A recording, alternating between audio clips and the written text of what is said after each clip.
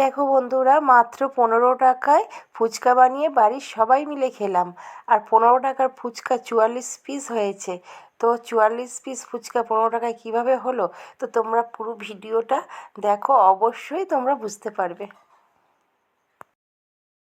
রাধে রাধে বন্ধুরা। তো বন্ধুরা, কয়েকদিন ধরে খুব ফুচকা খাওয়ার ইচ্ছা হচ্ছে। তো আমাদের পাড়াতে যে দোকানদারটা আসে, সে কয়েকদিন হলো আসছেই না, সেই জন্য খুবই খাওয়ার ইচ্ছে করছে। আর এমনি টুকিটাকি বাইরে বেরোলে ফুচকা একা একা খেতে ভালো লাগে না, বাড়িতে ছেলেরা থাকে, সেই জন্য ছেলের দিকে ছেড়ে ফুচকা খেতে ভালো লাগে না। তো সেই জন্য আজকে আমি বাড়িতেই ফুচকা বানিয়ে আমরা সবাই খাবো। তো আজকে সেই ভিডিওটাই তোমাদের সাথে শেয়ার করব। ভিডিওটা একটু বড় হবে, তো তোমাদের কাছে অনুরোধ রইল ভিডিওটা স্কিপ না করে ভিডিওটা প্রথম থেকে শেষ পর্যন্ত দেখার জন্য।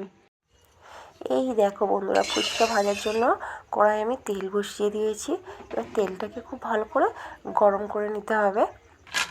তো দেখো, এই যে এখানে আমি বাজার থেকে ফুচকা কিনে নিয়ে এসেছি। এটা 15 টাকা দিয়ে কিনে নিয়ে এসেছি, 15 টাকায় 100। তো এবার তেলটা দেখবো গরম হয়েছে নাকি একটা ফুচকা দিয়ে। তো একটা ফুচকা দেখো দেওয়ার পরে দেখো কোনো আওয়াজ নেই, দেখো যেমন দিয়েছি তেমনভাবেই পড়ে আছে। তো তেলটা এখনও একটু ভালো করে গরম করে নিতে হবে। দেখো তেলটা গরম হয়নি বলে ফুচকাটা এইভাবে ভাজা হলো। এইভাবে কিন্তু ভাজা হবে না, আরও ভালোভাবে ফুলবে। তো তেলটা দেখো একটু গরম হতে দেবো। তো এই ফুচকাটা তুলে নেব। এবার দেখো তেলটা খুব ভালো করে গরম করে নিয়েছি।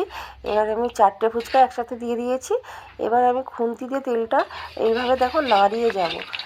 ওনার মধ্যে ফুচকা দেওয়ার পরে কিন্তু তেলটাকে খুন্তি দিয়ে এইভাবে নাড়াতে হবে।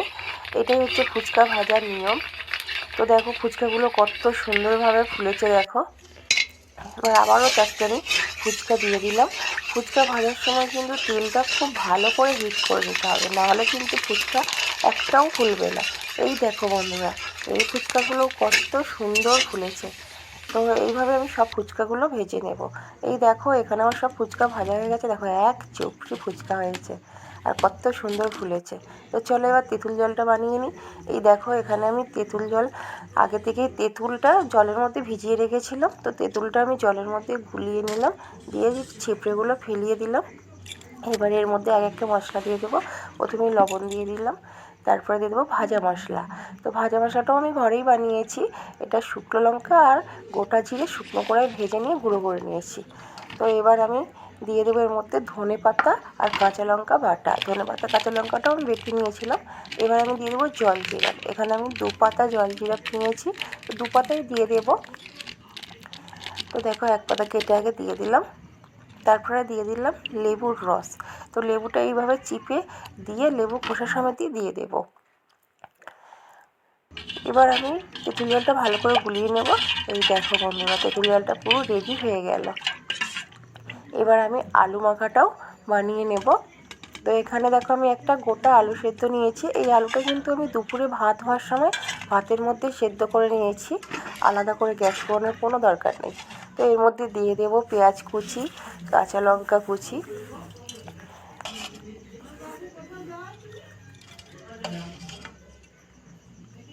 তারপরে দিয়ে দেবো ধনে পাতা আর কাঁচা লঙ্কা বাটা, তারপরে দিয়ে দেবো ওই ভাজা মশলাটা, লবণ পরিমাণ মতো। এবার আলুটাকে খুব ভালো করে মাখিয়ে নিতে হবে।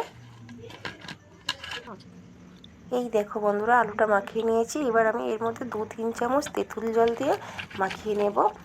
তাহলে তো বন্ধুরা দেখো, এখানে তেঁতুল জল, আলু মাখা আর ফুচকা পুরো রেডি হয়ে গেছে। এবার দেখো আমরা খাবো। এ দেখো আমার ছেলে চলে এসেছে খাওয়ার জন্য। আর দেখো বন্ধুরা, 15 টাকায় দেখো কত ফুচকা হয়েছে। দেখো একদম একটা চুবড়ি পুরো ভর্তি ফুচকা হয়েছে। তো এই ফুচকাগুলো একটু শক্ত লাগে, আটার ফুচকাগুলো একটু নরম হয়। তো খারাপ নয়, ভালোই লাগে। তেঁতুল জলটা আলু মাখাটা যা হয়েছে না, জাস্ট ওয়াও।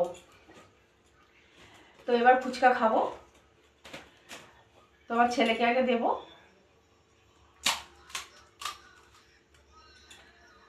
আটা দিয়ে যে ফুচকাগুলো সেগুলো একটু নরম হয়, এগুলো একটু শক্ত হয়। কিন্তু আলু মাখা আর তার সাথে তেঁতুল জল যদি একটু ভালো থাকে, অতটা মনে হয় না, কিন্তু ভালোই লাগে।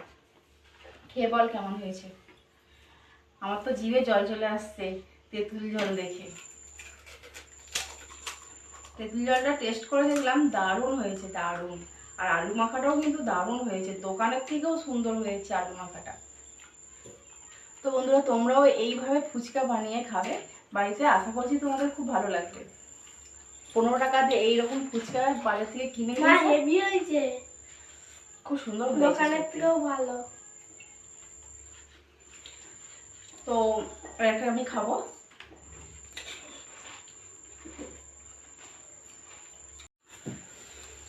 তো আমার ছেলে আঁকাচমকায় যা করে বললো মা হেভি হয়েছে, আমি চমকে উঠেছি। তো বন্ধুরা তোমরাও এইভাবে বানিয়ে খেয়ে দেখবে, আশা করছি তোমাদের খুব ভালো লাগবে।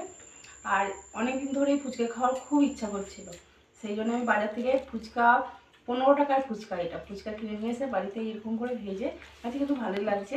এগুলো করে বেটে কিন্তু দোকানে খেতে গেলে এটা অনেক টাকার ফুচকা হয়ে যাবে।